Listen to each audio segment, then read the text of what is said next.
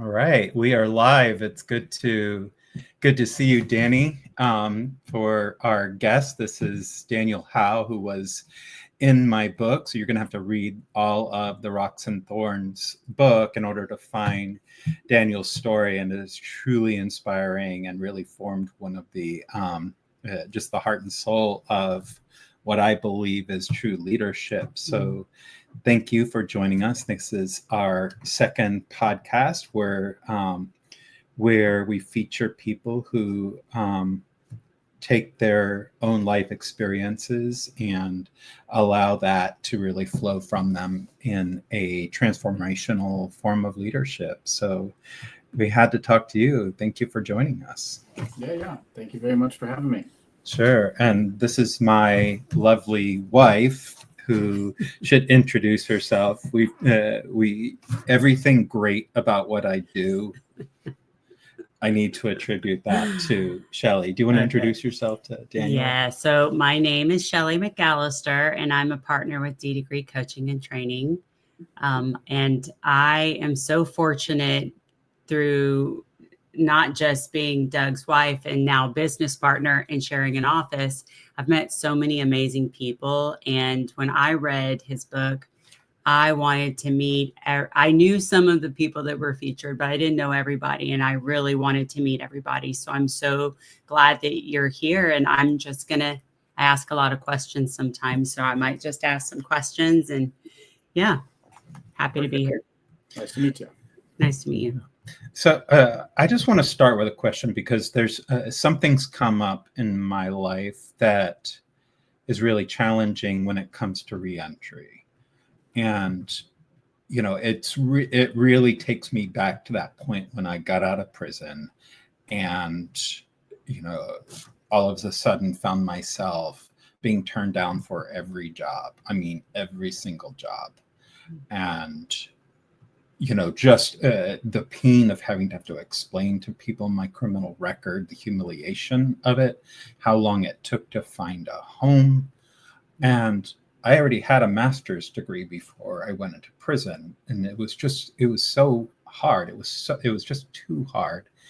And being sort of apart from any sense of a community, like you can form a community in prison, right? And now you're out of it. And there's no real sense of belonging. And I sense that you know that quite well, and you work with people who have to live that.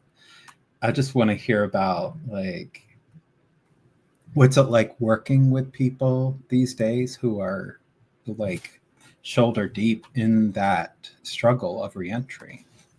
Yeah. Great question. I'm going to take a step back and just say, I totally get it. My wife and I have been working together, you know, as business partners for the last 9 years. She has her own office. I got kicked out into the room, so she's got her own. But we have, you know, multiple jobs. We do multiple things. So yeah. And again, I appreciate this opportunity to be here.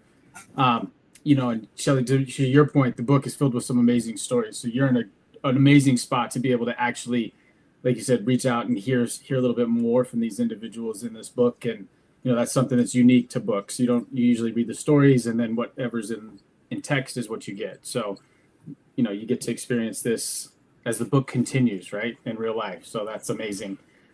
To answer the question, yeah. So obviously, you know, from reentering into the community after incarceration, we really focus, and this is my wife and I, we really just focus on housing, employment, and transportation, because those are the three hardest things. I mean, anybody needs those to succeed, whether they have a background or not. But with the background, those seem to be even harder or less obtainable, right? Yeah, for me, I got out of prison in 2006. So, you know, the environment was completely different back then. There was not a lot of resources. There was not a lot of help. It was very frowned upon if you had that criminal background, or tattoos, even still kind of to that point, whereas tattoos today is like part of the job application, right? Yep. So yeah, it was a struggle for me. Luckily, you know, I've had to kind of fend for myself my whole life. So it was just another phase of figuring out the next steps, right? But with what I do at the Earnest House is our transitional facility here in Tucson. It's for men and women coming out of incarceration, substance abuse issues, and homelessness. So we started that 2016 just based off of what's worked for us. And I say us, it's again, my wife and I. So finding jobs has not really been an issue for me. It was finding a good, stable paying position was the hard part. But for me, luckily, I've been able to find jobs, but didn't pay well. So that's, where I started my entrepreneur stuff is just kind of making a way to make those extra income, right? Not always in a good light. But I often say change your product, not your hustle. And so that's really worked for me in my life. There you go. But to your point, like we get individuals coming out daily, coming out from incarceration. So it's changed from when I got released. Today, what I get to do, so I also work for the state of Arizona, right? So my day job is I work for Department of Economic Security. Essentially, Governor Hobbs is my boss at this point, right?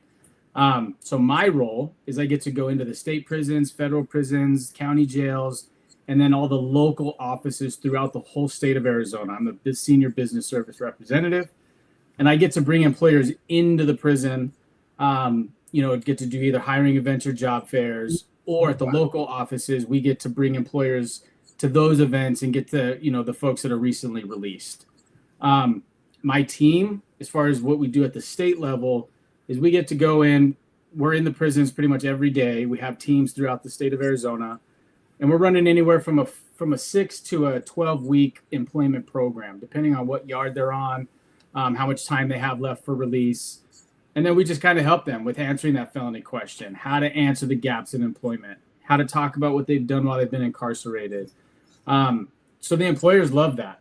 We've had great results with that. We've been able to bring employers into the prisons. They offer jobs to some of our folks when they get out, and they're getting creative. They're able to work around probation or parole or drug testing or programming. So we've had some great success. And like I said, Governor Hobbs a couple months ago, actually about a year ago now, it's oddly enough, her goal is by 2030, but it's to offer more, apprenticeship opportunities and workforce opportunities for folks getting released. So to have some education while they're incarcerated, to get those certifications and trainings before they get released. So that's been huge. So by her speaking up on that, we've gotten some great response from employers throughout the state. To the point where here in the state of Arizona, the two hardest companies for me to get people employed with was Home Depot and Raytheon. If you're familiar with Raytheon, they build missiles and stuff for the military. Yep. Home Depot, they'll take people with criminal backgrounds, but it's got to be about 10 years or so older, right? Yeah. With Raytheon, working with missiles and defense systems, that's usually a no-go. I'd say over the last 6 months, though, there's what's called the RTX side and then the union side. And the union side has actually been taking some of our harder to place folks through Raytheon. So some of these individuals have sex offenses. Some of them have some pretty serious charges, but the union side is able to take that on. So we've had some great success with that.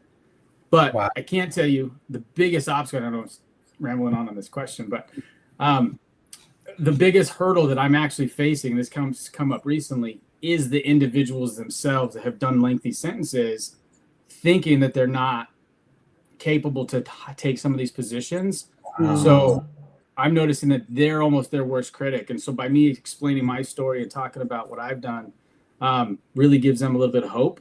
But I'd say at this point, they're probably their biggest hurdles, but the opportunities are there. You could appreciate that. Uh-huh.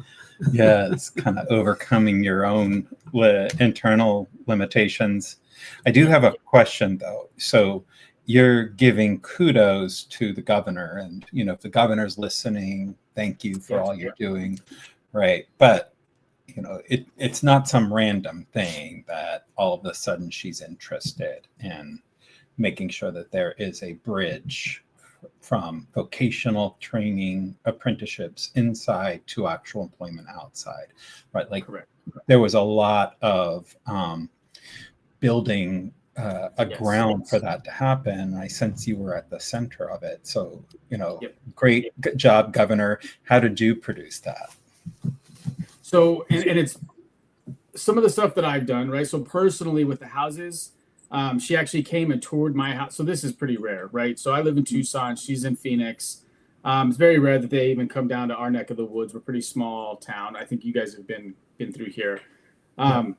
But so she actually came to Tucson to tour my houses, right? Which is pretty interesting because I've worked for a lot of organizations and she ain't never come to none of those, so for her to come, we actually foster dogs through Pima Animal Care. So she came in a black suit, and our pit bull, a 60-pound pit bull, she came up and got hair all over her suit, so she saw it from that level.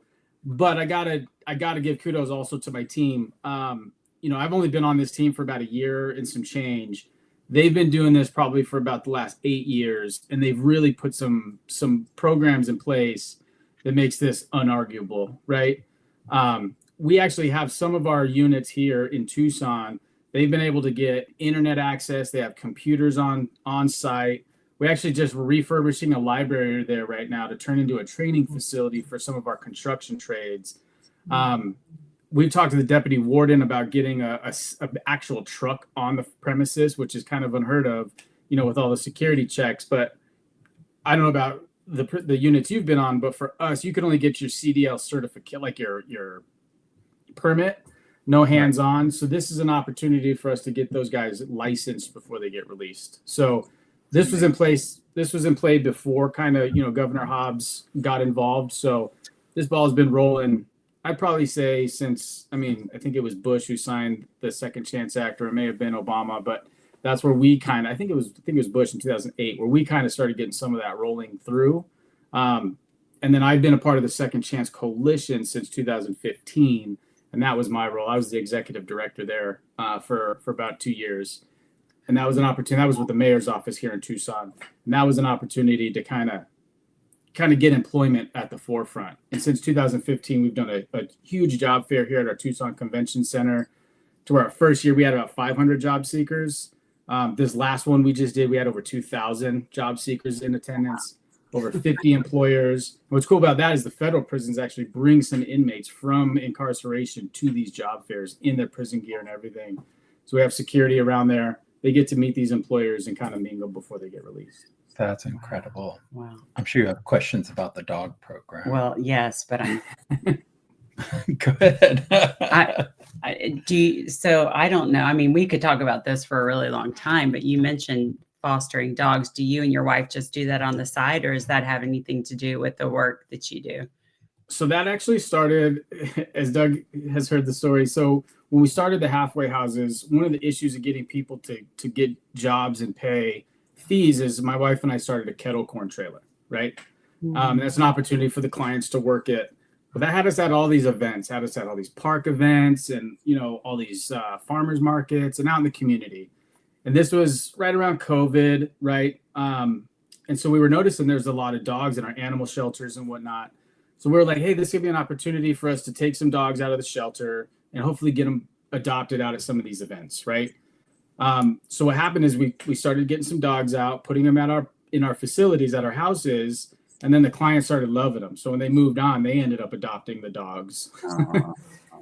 So that's how that kind of works. So we do that out of the kindness of our hearts, but over the years, this has picked up some traction, and actually in the federal prison, this isn't because of us, but they've also working with Pima Animal Care, and they have a dog program at the federal prison here.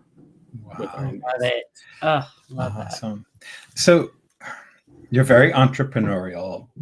So there's this quality you talk about, the things we have to get over sort of mentally and emotionally in order to seize an opportunity. And I'm always fascinated with people who just sort of look at a challenge and problem solve it. They're not inhibited internally. They just are like, this is just another puzzle, or this is just another opportunity, and they're not weighted down. I'm like, so that I get the impression that that's you, and I'm like, how can you transmit that? It's funny you bring up puzzles. So I do 1,000-piece puzzles. Probably I do one every week or 2 weeks, right? I love doing puzzles. Okay, your wife too? Does your wife like puzzles? She hates them. But that's where we're yin and yang, right? Yeah. So no, I have them on my wall here. She actually turn some of our trips, our vacations into puzzles. So I put them together and then we hang them on the wall. Oh, I love that. We got to do great. that.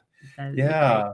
But I mean, how do you transmit that? You're working with people like, dude, this is just another obstacle. You're going to hit a million of them. You've got the capacity to solve this, to work through it. And like, how do you help to work with people on that level?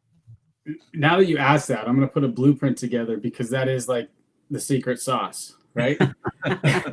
So really even just thinking about it, like my wife brings that up often, like, I don't know if it's, I don't know what it is, but yeah, when something comes to me, I take my emotion out of it because you don't have time for that, right? Like you said, something else is going to come hit you in the face before you know it.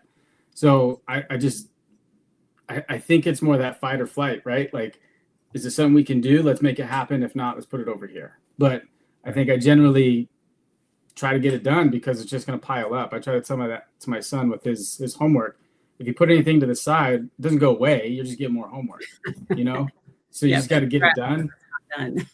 You know, you asking that question really has me thinking, like, you know, if like I said, if there's a way to put that down in text, I think that's going to be my meal ticket. I don't know what it is. Yeah, I live with the stress of it. Like I do this with like collaborators when we're working on a new project. It's like I just feel restrained and I let them kind of take the lead, I've noticed, until I realize, oh wait, I could do that better. Right.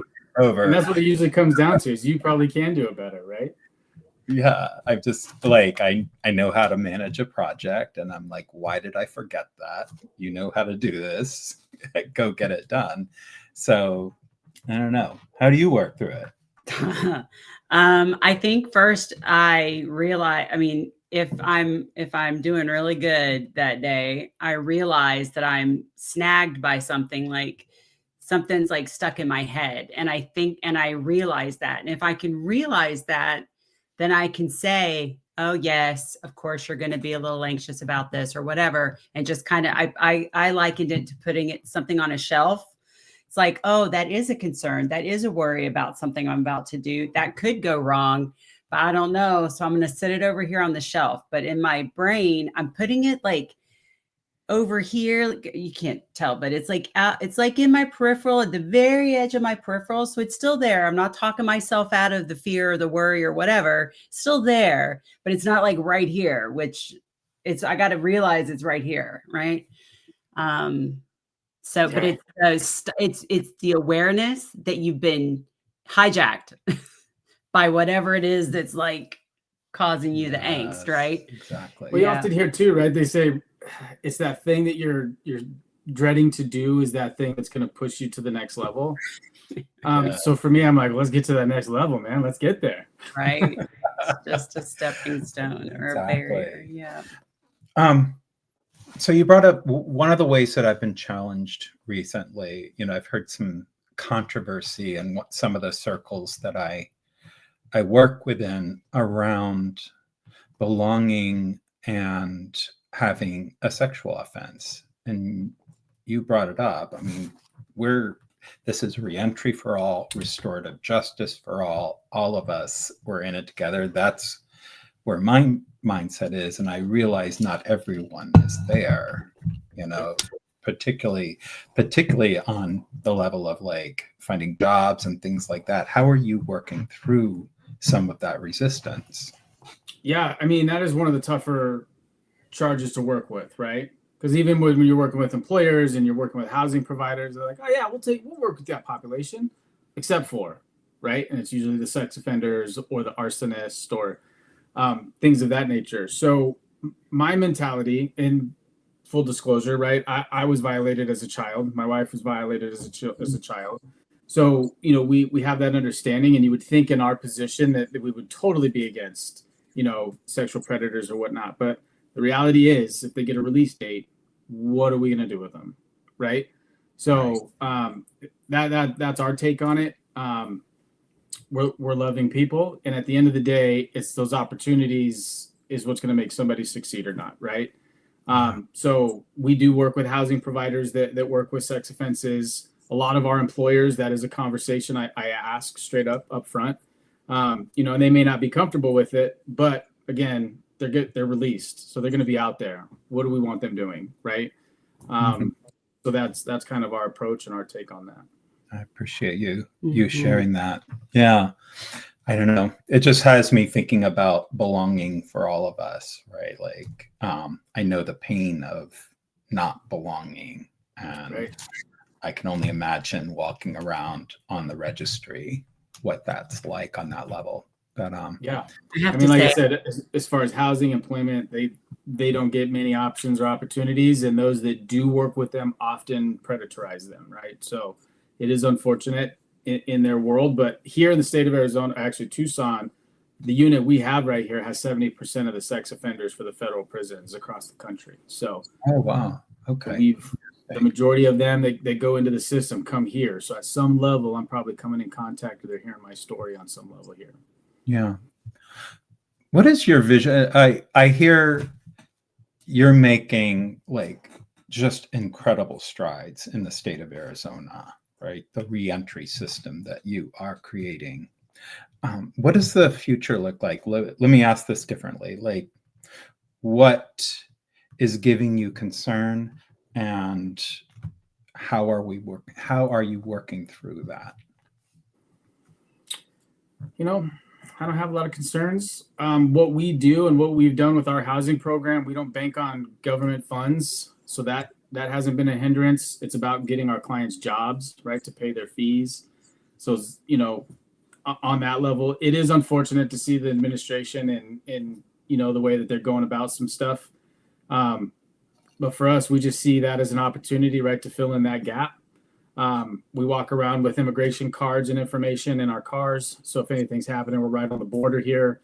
I work with some immigration lawyers. We have, things like that. So I would say, kind of to one of your first questions was, whatever's going to come is going to come, right? And I think we have enough resources to kind of deal with them. So that's what's made us successful, whether it's been in my life or as a business owner, is being able to pivot during stressful situations or uncertainty. During COVID, we were able to pivot. Both our businesses were able to pivot and succeed. So yeah, nothing concerns me other than, nothing really concerns me here. Wow.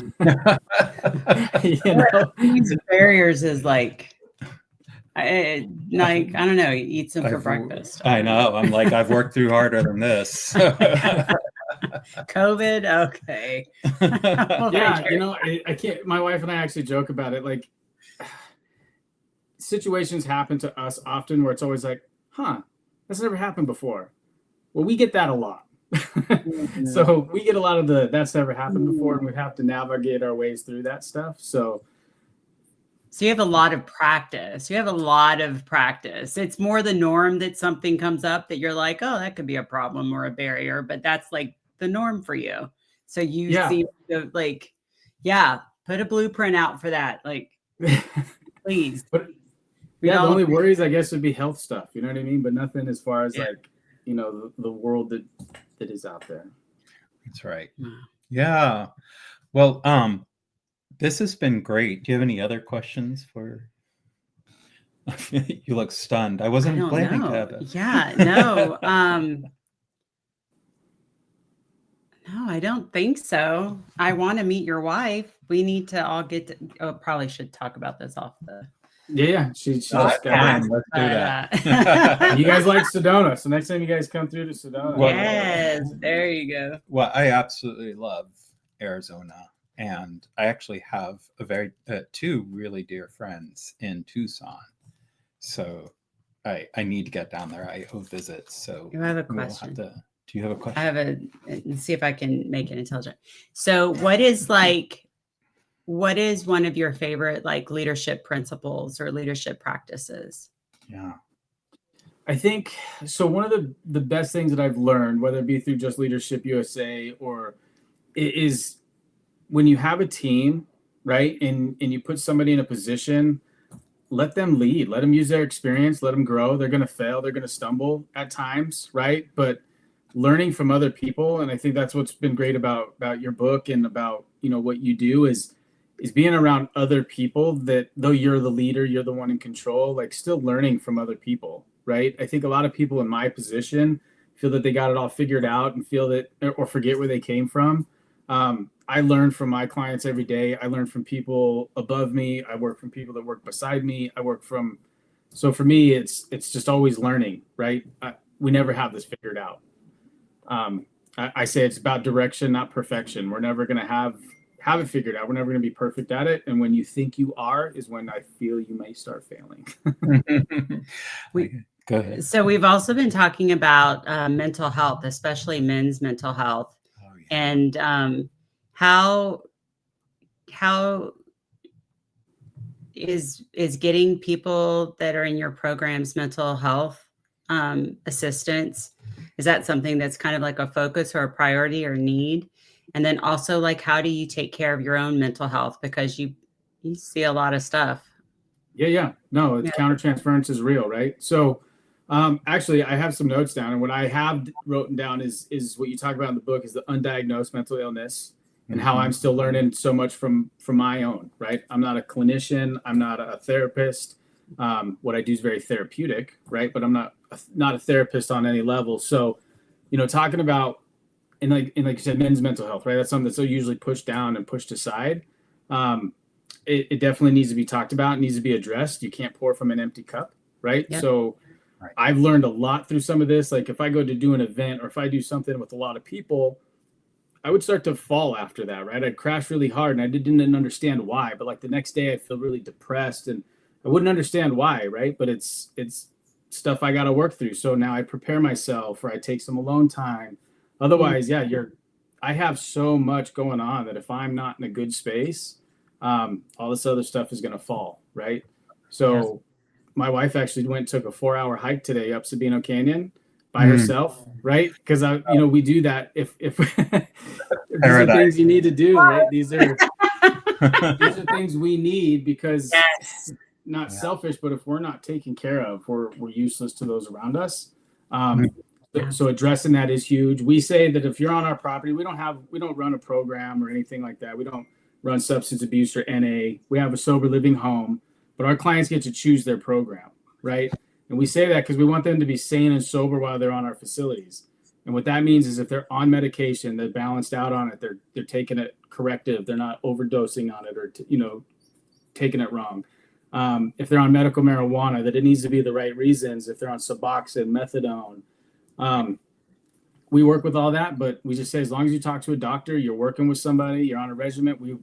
We encourage them not to go to the ER or urgent cares unless they need to. We have them go to the primary care physician, somebody who knows them, somebody who they can talk to and feel comfortable with.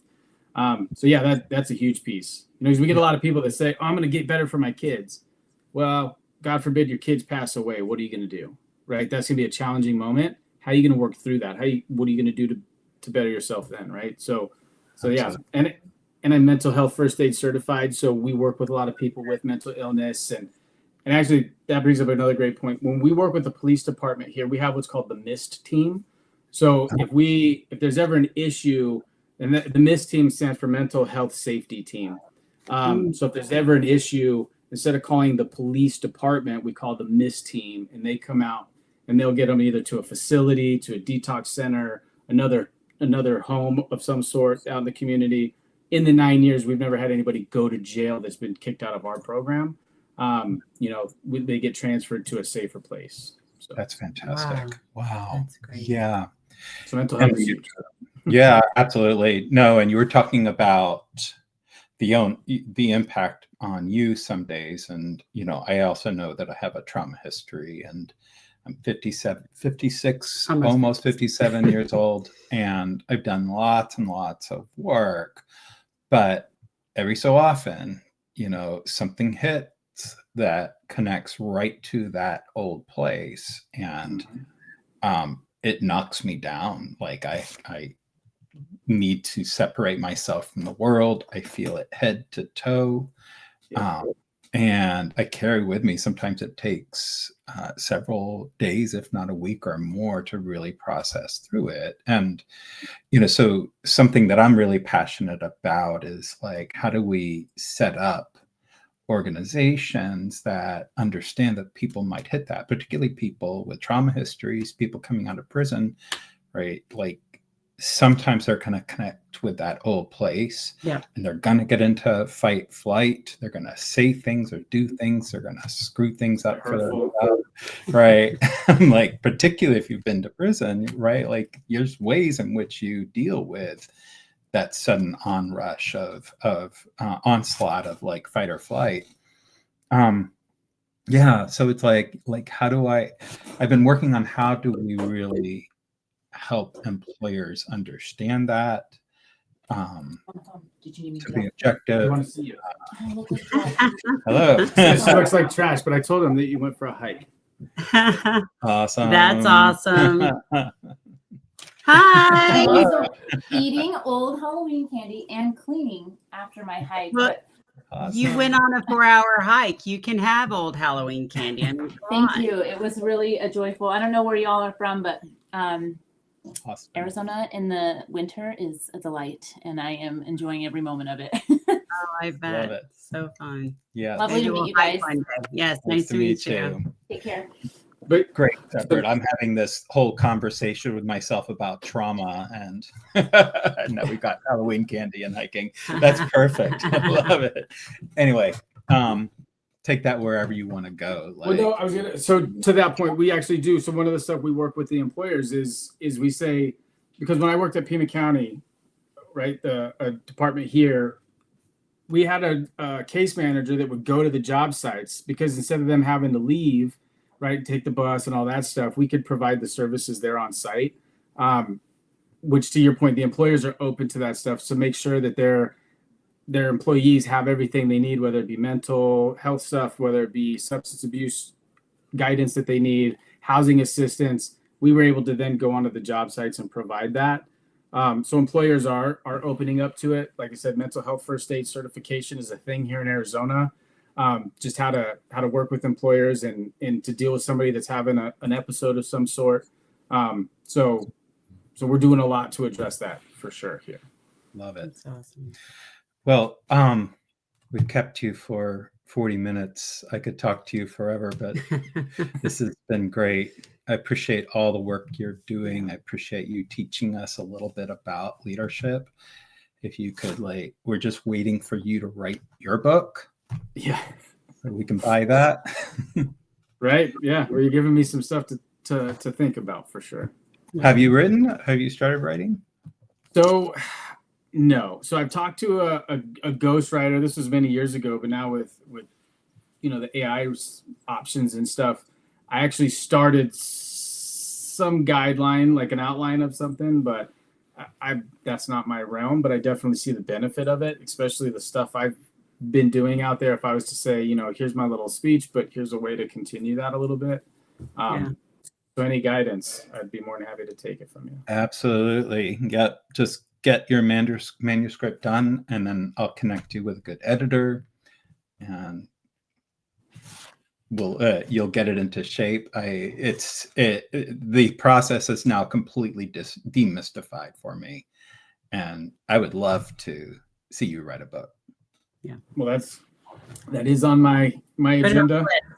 That's on the list. But watching your journey has been definitely an inspiration and starting some little fires under there. So I appreciate that.